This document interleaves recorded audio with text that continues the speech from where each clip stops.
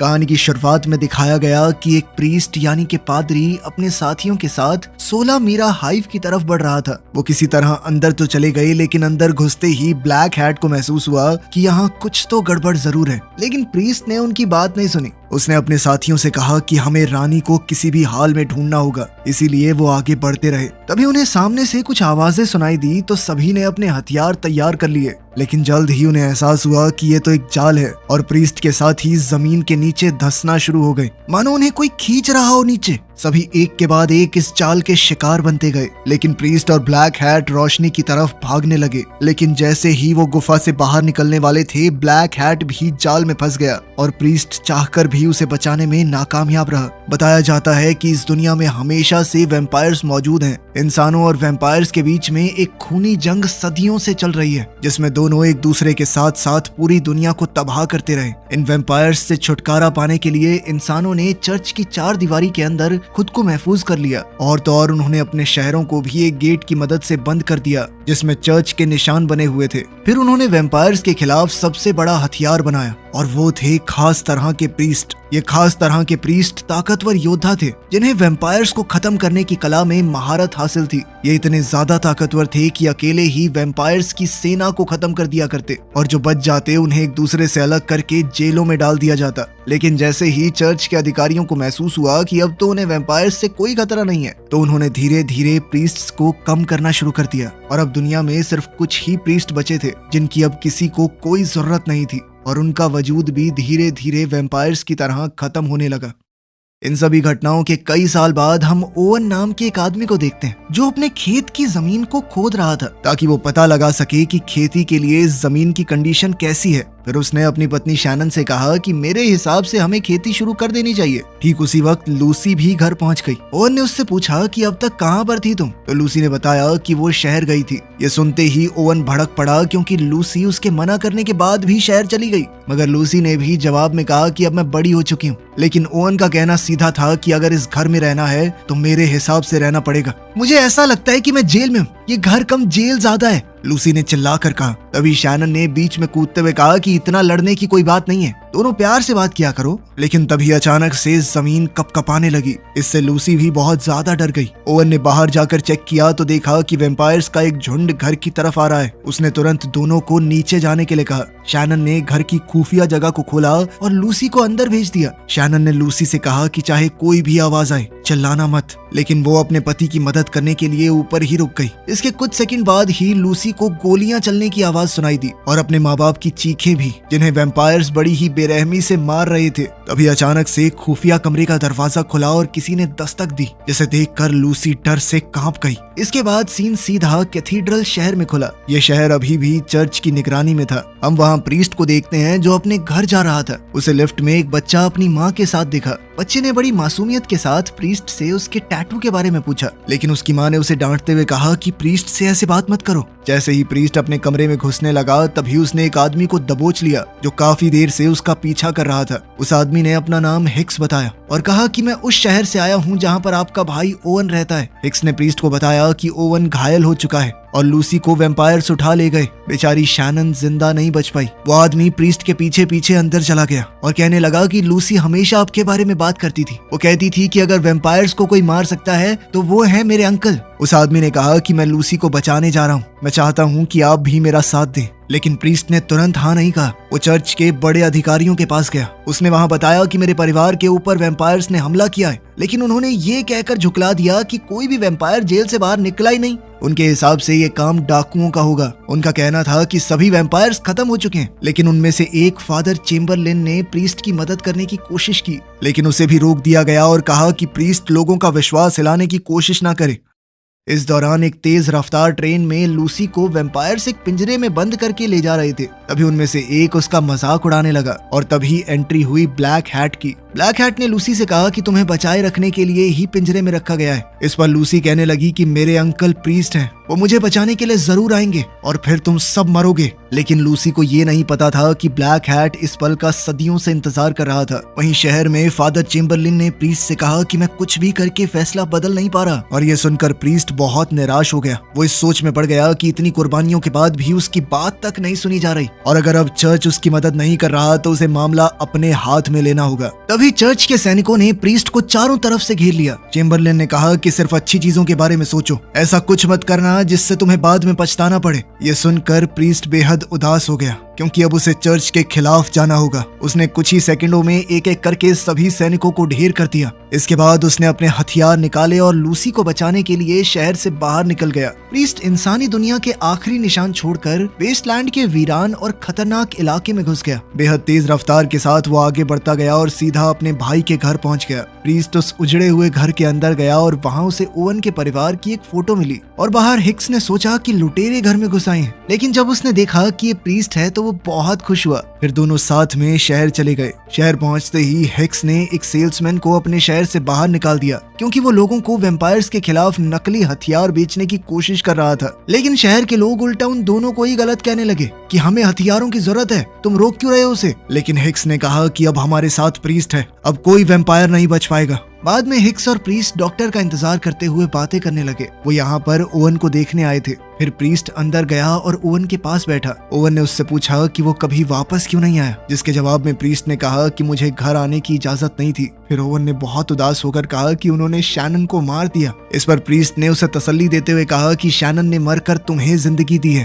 तभी ओवन ने रोते हुए कहा कि भाई कैसे भी लूसी को बचा लेना और उन सारे वैम्पायर्स को खत्म कर देना। बाद में हिक्स ने प्रीस्ट को बताया कि चर्च के आदमी आपको ढूंढ रहे हैं और वो लूसी को बचाने की इजाजत भी नहीं दे रहे। लेकिन मुझे फर्क नहीं पड़ता, मैं लूसी को बचाने के लिए आपकी टीम में शामिल होना चाहता हूँ। लेकिन प्रीस्ट ने कहा कि तुम इस सब के लिए अभी तैयार नहीं हो। ये सुनते ही हिक्स ने गोली उठाई और हवा में एक चाकू से गोली के 2 हिस्से कर दिए। ये देखकर प्रीस्ट ने उससे पूछा कि क्या तुम बंदूक चलाना जानते हो। इस पर हिक्स ने कहा कि बंदूक तो मैं चाकू से भी अच्छी चलाता हूँ। फिर उसने प्रीस्ट से कहा कि तुम तो बंदूक का इस्तेमाल ही नहीं करते, तो इतनी गोलियां क्यों बना रहे हो। प्रीस्ट ने जवाब में कहा कि ये तुम्हारे लिए है। उधर कैथीड्रल शहर में एक लेडी प्रीस्ट को चर्च में बुलाया गया और उसे हुक्म दिया गया कि किसी भी हालत में मेन प्रीस्ट को जिंदा या मुर्दा पकड़ कर लाओ। लेकिन उस औरत प्रीस्ट को पादरी की ये बात पसंद नहीं आई, पर फिर भी उसे मजबूरन हुक्म मानना पड़ा। दूसरी तरफ प्रीस्ट अपने भाई का अंतिम संस्कार कर रहा था। हाँ, ओवन भी अब मर चुका है। उसे शैनन के साथ ही दफनाया गया। जल्द ही हिक्स ओवन के घर पर प्रीस्ट से मिला। उसने पूछा कि क्या तुम्हें कोई सुराग मिला। प्रीस्ट ने बताया कि उसे ऐसे पैरों के निशान मिले हैं जो ना तो वैम्पायर्स के हैं और ना ही उनकी सेवा करने वाले गुलामों के। इसके बाद उन्होंने उस तरफ तलाशना शुरू कर दिया जिस तरफ से निशान आए थे। इसके बाद दोनों सीधा वहाँ पहुँच गए जहाँ कैदी वैम्पायर्स को रखा गया था। हिक्स ने कहा कि ये इंसानों में सबसे गिरे हुए लोग हैं। उनके पास ज्यादा समय नहीं था क्योंकि सूरज अब ढलने लगा था। जैसे ही वो अंदर गए उन्होंने देखा कि वहाँ कोई गार्ड नहीं है। पूरी जगह वैम्पायर्स का ध्यान रखने वाले इंसानों से भरी हुई है। हिक्स समझ गया कि उनमें से ज्यादातर लोग अपनी मर्जी से ये काम कर रहे हैं। वो एक गुलाम के पास गया और तभी गुलाम ने कहा कि प्रीस्ट को यहाँ आने की अनुमति नहीं है, ये जगह हमारी है, हमें प्रीस्ट बिल्कुल भी पसंद नहीं। फिर हिक्स ने उसे बताया कि वो क्या ढूंढ रहे हैं, जिसके बाद गुलाम ने कहा कि हमारे यहाँ ऐसा कुछ नहीं हुआ, कोई लड़की नहीं आई। इसके बाद उन्होंने मेन गेट खोला और अंदर चले गए, मगर वो जगह किसी नर्क से कम नहीं थी। हर तरफ सिपाहियों की लाशें बिखरी पड़ी थी। प्रीस्ट एक सेल में गया और उसने एक गुलाम से पूछताछ करनी शुरू कर दी। साथ ही उसे धमकी दी कि अगर उसने लूसी के बारे में नहीं बताया तो वो उसके मास्टर की कब्र खोल देगा। तभी अचानक से गुलामों का एक झुंड सामने आ गया। वो सब लड़ने के लिए तैयार थे। उन्होंने हिक्स पर हमला कर दिया, जिसके बाद हिक्स भी बाहर की तरफ भागा। लेकिन बाहर दूसरे गुलाम पहले से ही उसका इंतजार कर रहे थे। मगर प्रीस्ट सही समय पर पहुंच गया और उसने सभी गुलामों को मार दिया सिवाय एक के, क्योंकि उससे पूछताछ जो करनी थी। लेकिन वो गुलाम वैम्पायर्स की तरफ से बोलने लगा। उल्टा वो प्रीस्ट को ही राक्षस कह के बुला रहा था। ठीक उसी समय सूरज भी ढलने लगा और गुलाम ने कहा कि अब बहुत देर हो चुकी है, क्योंकि रात सिर्फ हमारी है। जैसे ही सूरज डूबा, वैम्पायर्स अपनी कब्र से बाहर निकलने लगे और उन्होंने तुरंत प्रीस्ट और हिक्स को घेर लिया। तभी प्रीस्ट ने एक बाइबल निकाली और पढ़ना शुरू कर दिया। इसी दौरान उसने पन्नों के बीच से हथियार निकालकर 2 वैम्पायर्स को मार गिराया और साथ ही एक और वैम्पायर से लड़ने लगा। इस दौरान हिक्स भी एक वैम्पायर को गोली मारने की कोशिश कर रहा था, लेकिन जब वैम्पायर उस पर भारी पड़ गया तो प्रीस्ट ने उसे भी मार गिराया। तभी अचानक एक वैम्पायर बहुत जोर से चीखते हुए भाग गया। फिर प्रीस्ट वापस से गुलाम के पास गया और इस बार गुलाम ने डर कर बता दिया कि वो उसे पश्चिम की तरफ लेकर गए हैं, लेकिन उन्हें इसका बिल्कुल भी अंदाजा नहीं था कि आगे क्या होगा। तभी एक वैम्पायर ने वापस आकर प्रीस्ट पर धावा बोल दिया। फिर वो दोनों लड़ते लड़ते गुलामों की जगह में गिर गए। हिक्स भी अपनी बंदूक निकाल कर इंतजार करता रहा। उस जगह गए बेशक दो थे, लेकिन वापस आया सिर्फ प्रीस्ट। अब दोनों बात करने लगे कि क्या करना चाहिए, और प्रीस्ट ने कहा कि 16 मीरा हाइव पश्चिम की तरफ है। हिक्स ने कहा कि मुझे तो लगा था सारे हाइव तबाह हो चुके हैं, लेकिन प्रीस्ट ने कहा कि फिर भी एक बार चेक करना जरूरी है। अगर उन्होंने जेल से गायब हुए वैम्पायर्स को ढूंढ लिया तो लूसी भी मिल जाएगी। इसके बाद प्रीस्ट हिक्स को वैम्पायर्स को मारने के तरीके बताने लगा, क्योंकि वो इंसानों की तरह नहीं होते, वो अलग हैं। अगर उसे किसी वैम्पायर को मारना है तो उसकी चाल पहले से भांपनी होगी। इसी दौरान शहर का सेल्समैन ब्लैक हैट से मिलने गया ताकि उसे कुछ जानकारी दे पाए, लेकिन सेल्समैन ने कहा कि मुझे इस जानकारी के बदले में कुछ तो चाहिए। ब्लैक हैट ने उसे धमकी दी कि मैं तेरा खून पी जाऊंगा साले, इसलिए उसने बिना चू चपड़ किए सारी जानकारी दे दी। सेल्समैन ने उसे बताया कि लूसी को ले जाने के बाद प्रीस्ट शहर में आया था और उसके साथ हिक्स नाम का एक लड़का भी है। यह सुनकर ब्लैक हैट ने कहा कि बहुत बढ़िया काम किया तूने, और फिर उसका खून पीकर उसे भी अपना गुलाम बना लिया।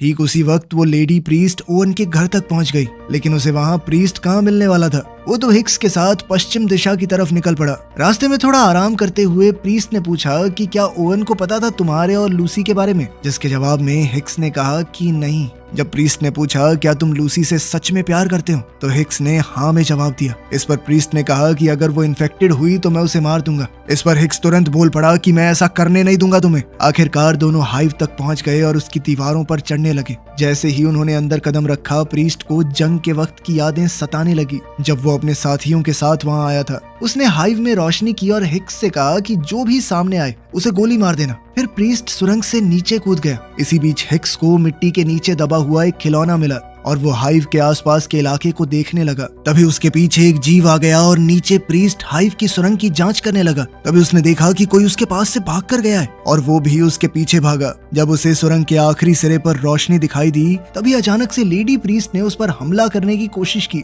मगर वो नाकामयाब रही। उस लेडी प्रीस्ट का नाम असल में टिया है। फिर प्रीस्ट ने उससे पूछा कि तुम यहाँ पर क्या कर रही हो, तो उसने बताया कि मुझे तुम्हें पकड़ने के लिए भेजा गया है। मैं और मेरे बाकी लोग पहले ही अलग अलग हो गए थे। तब प्रीस्ट ने उसे समझाया कि मेरे पास कसम तोड़ने के अलावा कोई रास्ता नहीं था। तभी उन्हें दूर से गोली चलने की आवाज आई। जब दोनों हिक्स को ढूंढ रहे थे तो प्रीस्ट ने उसे बताया कि एक राक्षस इस हाइव की रक्षा करता है, जो इतना बड़ा है कि नीचे नहीं आ सकता। जल्द ही दोनों प्रीस्ट बाहर कूदकर उससे लड़ने लगे। राक्षस ने जबरदस्त हमले से प्रीस्ट को गिरा दिया और फिर टिया के पीछे भागने लगा। अब राक्षस ऊपर से चक्कर काट कर हमला करने का मौका ढूंढने लगा, लेकिन तब तक प्रीस्ट और टिया उस तक पहुंच चुके थे और प्रीस्ट ने हमला करके उसे खत्म कर दिया। तभी अचानक राक्षस फिर से होश में आ गया, लेकिन इस बार हिक्स ने गोली मारकर उसका काम तमाम किया। बाद में दोनों प्रीस्ट आपस में बात कर रहे थे, जबकि हिक्स पहरेदारी कर रहा था। फिर टिया ने कहा कि मैं तुम्हें पकड़ने नहीं आई, सिर्फ चेतावनी देने आई थी। और जल्द ही वो एक नए दोबारा बनाए गए हिस्से तक पहुंचे और इस बार जब वो अंदर गए तो उन्होंने एक बहुत बड़ा अड्डा देखा,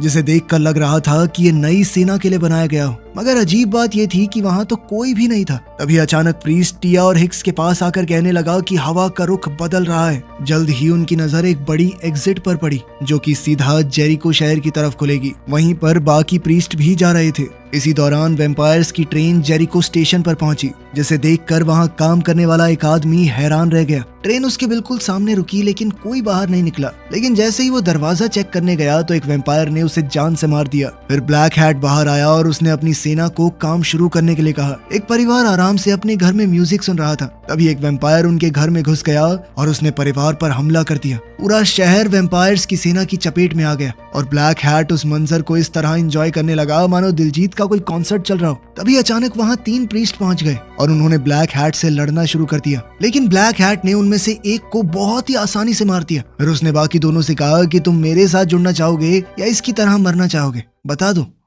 अगली सुबह जब तीनों शहर में पहुंचे तो देखा कि सब कुछ सूना पड़ा है। वो बिल्डिंग में बचे हुए लोगों की तलाश करने के लिए अलग अलग हो गए। तभी टिया को एक डायनामाइट बॉम्ब मिला और वहीं प्रीस्ट एक खाली घर में चला गया। फिर जब हिक्स और टिया मिले तो हिक्स ने कहा कि यहाँ तो कोई भी जिंदा नहीं बचा। ये सुनते ही टिया ने कहा कि खाने वाले मुंह बहुत ज्यादा थे। तभी उन्होंने शहर के बीच में प्रीस्ट को देखा, जो अपने 3 साथियों की लाशों के सामने बैठकर उनकी आत्मा की शांति के लिए प्रार्थना कर रहा था। ये देखकर टिया भी जमीन पर उसके साथ बैठ गई। हिक्स ने गुस्से में आकर पूछा कि ये किस तरह का वैम्पायर है जिसने 3 प्रीस्ट्स को मार दिया। प्रीस्ट ने जवाब दिया कि ऐसा कुछ हमने कभी नहीं देखा। फिर उसे समझ आया कि सूरज उगने से पहले वैम्पायर शहर से कैसे गायब हो गए। वो जल्द ही ट्रेन स्टेशन पर गए, जहाँ हिक्स ने बताया कि ट्रेन शहरों तक जाती है और इसका अगला स्टॉप होगा कैथीड्रल शहर। ये सुनते ही टिया और प्रीस्ट समझ गए कि ये सब एक सोचा समझा प्लान था, ताकि सभी प्रीस्ट्स को शहर से बाहर निकाला जा सके और फिर पूरी वैम्पायर सेना बेखौफ होकर शहरों पर हमला करेगी। तभी टिया ने उन्हें डायनामाइट बॉम्ब दिखाया और साथ ही उसने एक प्लान भी बताया कि वो बम की मदद से रेल की पटरी को उड़ा सकते हैं। फिर तुम दोनों मिलकर लूसी को ट्रेन से निकाल लेना। प्रीस्ट भी अब बाइक में पेट्रोल भरवाने चला गया। इसी दौरान ब्लैक हैट ने थकी हुई और बुरी तरह से जख्मी लूसी को खाना दिया और कहने लगा, तुम सोच रही होगी ना मैं क्या चाहता हूँ। मैं भी वही चाहता हूँ जो हर किसी का सपना है, शांति से जिंदगी गुजारना, और क्या, बिना किसी रोक टोक के। लूसी ने बड़ी चालाकी से एक चाकू उठाकर छुपा लिया। फिर उससे पूछने लगी कि तुम असल में हो कौन। ब्लैक हैट का मानना था कि वैम्पायर्स इंसानों से ज्यादा बेहतर होते हैं और वो अब दुनिया से उसकी गंदगी यानी इंसानों को साफ करना चाहता है। और ब्लैक हैट को पूरा यकीन था कि लूसी और प्रीस्ट इस नेक काम में उसकी मदद करेंगे।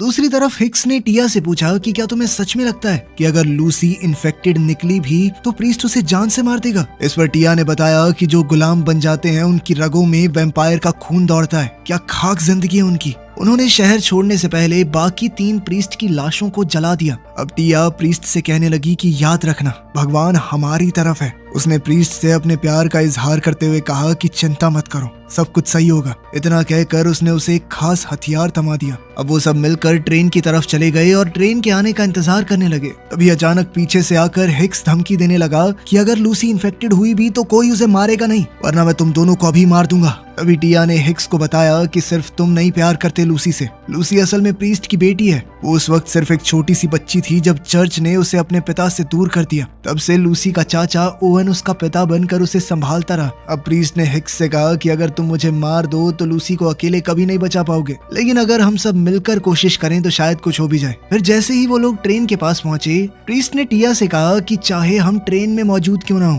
तुम ट्रेन को उड़ा देना। अब हिक्स जल्दी से ट्रेन में घुस गया। टिया आगे निकल गई और बहुत सारे गुलाम राइडर्स भी उसका पीछा करने लगे, मगर उसने अपनी बाइक के नाइट्रो ऑन कर दिए और वो हवा की रफ्तार से आगे बढ़ने लगी।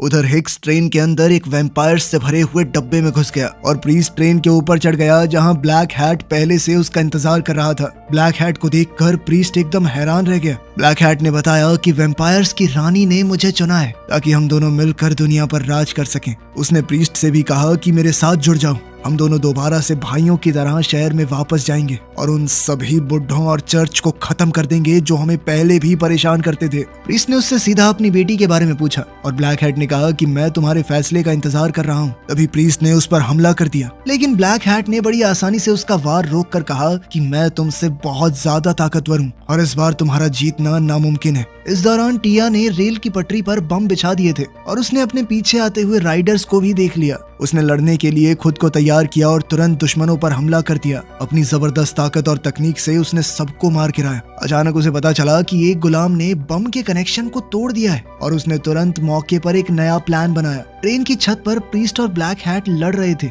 उन दोनों की ताकत लगभग बराबर थी, लेकिन फिर भी अब वैम्पायर प्रीस्ट पर भारी पड़ने लगा। वैम्पायर बने हुए ब्लैक हैट ने एक बार फिर से प्रीस्ट को अपने साथ जुड़ने का ऑफर दिया, लेकिन प्रीस्ट ने इस बार भी मना कर दिया। इसलिए ब्लैक हैट ने प्रीस्ट को नीचे गिरा दिया और ये सोच बैठा कि वो जीत गया। लेकिन प्रीस्ट बड़ी ही चालाकी से ट्रेन के नीचे लटका हुआ था। साथ ही हिक्स ट्रेन के अंदर से रास्ता बनाता हुआ आगे बढ़ रहा था। जल्द ही वो वैम्पायर्स से बचते बचाते लूसी तक पहुंच गया, जिसे एक गुलाम अपने साथ ले जा रहा था। वो दरवाजे को बंदूक से उड़ा देना चाहता था। तभी प्रीस्ट अपना रास्ता बनाते हुए ट्रेन के अंदर घुस गया और जल्द ही वैम्पायर्स भी ट्रेन के डब्बे में घुस गए। हिक्स ने पहले वैम्पायर पर गोली चलाई और फिर छत में छेद करने लगा ताकि सूरज की रोशनी अंदर आए। फिर दोनों लूसी को बचाने के लिए उसका पीछा करने लगे, मगर जैसे ही वो लूसी तक पहुंचे तभी ब्लैक हैट ने उन्हें रोक दिया। उसने एक ही झटके में हिक्स को ट्रेन से नीचे फेंक दिया, लेकिन हिक्स को वहीं पास में पड़ी एक गुलाम की मोटरसाइकिल मिल गई। वहीं ट्रेन में ब्लैक हैट ने प्रीस्ट को बुरी तरह पीटना शुरू कर दिया। उधर लूसी ने भी जैसे तैसे खुद को आजाद करवाया